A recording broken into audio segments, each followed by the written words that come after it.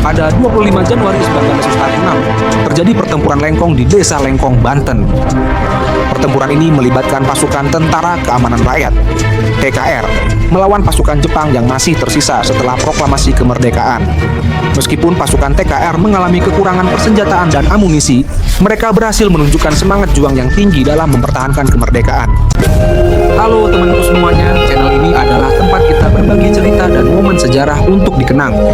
Tulis di kolom komentar hari yang sama sesuai dengan tanggal cerita ini hal ataupun peristiwa berkesan yang selalu kalian kenang dengan syukur dan rasa bangga. Jangan lupa untuk like, share sebanyak-banyaknya agar kita terus bisa berbagi sejarah dan inspirasi. Semoga setiap langkah kita diridhoi Allah dan membawa manfaat bagi sesama.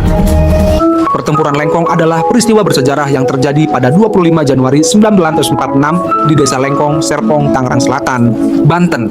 Peristiwa ini melibatkan pasukan Tentara Keamanan Rakyat (TKR) yang dipimpin oleh Mayor Daan Mogot melawan pasukan Jepang yang masih tersisa setelah proklamasi kemerdekaan Indonesia.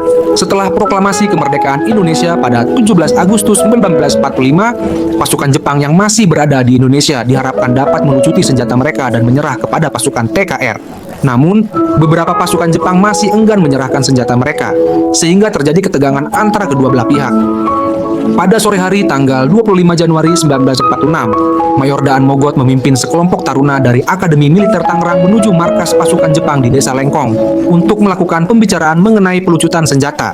Setelah beberapa waktu, terjadi ketegangan yang memicu tembakan dari pihak Jepang. Akibatnya, pertempuran sengit pun terjadi antara pasukan TKR dan Jepang. Dalam pertempuran tersebut, sebanyak 33 taruna dan 3 perwira TKR gugur, termasuk Mayor Daan Mogot. Peristiwa ini dikenal sebagai Pertempuran Lengkong dan menjadi simbol semangat juang pemuda Indonesia dalam mempertahankan kemerdekaan. Untuk mengenang jasa para pahlawan yang gugur dalam peristiwa ini, dibangun Monumen Lengkong di lokasi kejadian. Monumen ini diresmikan pada tahun 1993 dan menjadi tempat peringatan setiap tahunnya.